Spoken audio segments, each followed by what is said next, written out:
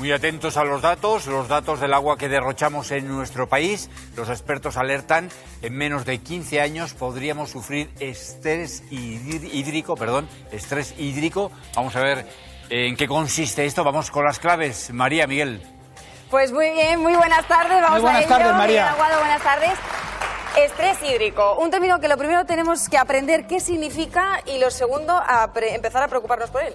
Claro, y es muy sencillo. Cuando una persona tiene estrés, ¿qué solemos decir? Estoy superado. Bueno, pues el hídrico, cuando superamos la capacidad que tiene el territorio donde estamos, generalmente es una ciudad o un país, en generar agua limpia para que podamos utilizarlo. Cuando consumimos mucho más de la que se puede. Y para explicarlo tenemos aquí claro, un gráfico muy sencillo para explicar lo que es la huella hídrica. Sí, que también es el impacto, por eso se utiliza el término huella, y que es la suma del volumen total de agua que usamos en conjunto.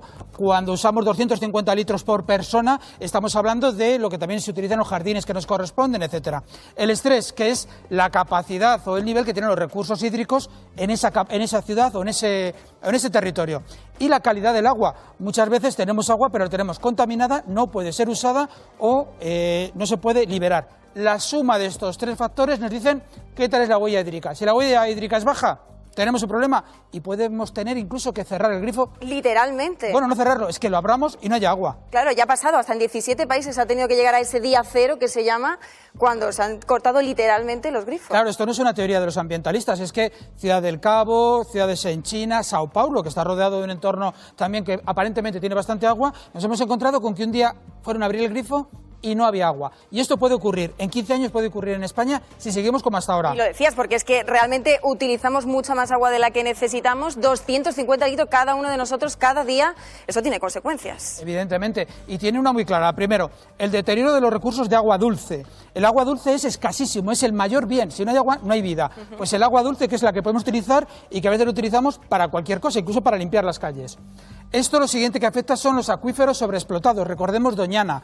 Una cosa es lo que se permite, que es el agua que está bajo tierra de utilizar, pero los que hacen trampas y pinchan por otras partes. Los acuíferos que además son nuestras reservas de agua. Esto es para cuando los necesitemos. Y los tenemos o sobreexplotados o contaminados.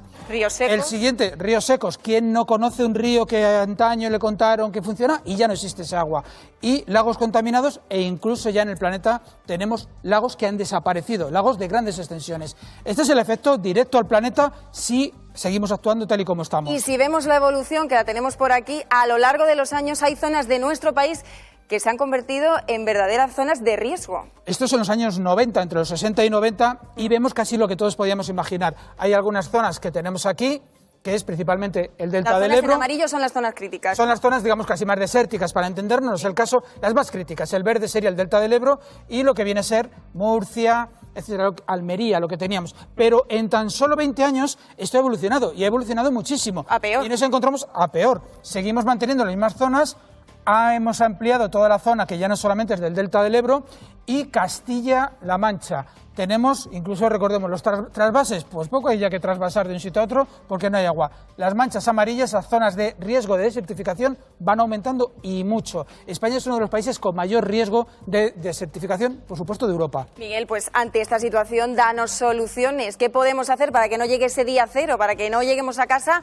abramos el grifo y no haya agua? Claro, pues mira, lo primero que es lo que tenemos que hacer a nivel general es reutilizar el agua, depurarla con el mínimo gasto energético, si no estaríamos también contaminando con emisiones de CO2, y con el mínimo de productos químicos. Incluso podemos reutilizar el agua que utilizamos en casa. Claro, porque lo podemos hacer como ciudades, pero lo podemos hacer en casa. Date cuenta que algún día cambiará, pero utilizamos el agua potable, que es un gran bien, para todo, para limpiar, para el cuarto de baño incluso, o para beber, no tiene sentido. Podemos reutilizarlo, por ejemplo, cuando nos duchamos, esos 8 o 9 litros primeros en un cubito. Mientras esperamos que se caliente el agua. Claro, porque a ver quién se mete ahora en invierno con el agua fría. Esos 8 primeros litros de agua en un cubito que dejamos ahí y lo aprovechamos, nos sirve para fregar los cacharros, es agua pura y limpia. Para el inodoro incluso lo podemos utilizar. Muchos de estos cuidados. El principal, si queremos que siga saliendo agua del grifo, pues cerrarlo cuando no lo utilicemos, lavarnos los dientes, etcétera. No abusar del consumo de agua. Podemos y debemos aprovechar el agua de la lluvia, porque es de donde nos viene, y en la misma línea también en nuestras casas ese agua, para poder limpiar. ¿Lo de lavar el coche el día antes de la lluvia? Pues tampoco, si sabemos que va a llover. La desalación y los acuíferos son dos factores que tenemos que tener casi como reserva para cuando no lo tengamos. Desalación, que es el agua del ¿El mar agua para salada? formar en agua dulce. La tecnología va avanzando y permite riego, agricultura, pero yo diría mano en tropo, que dirían los italianos.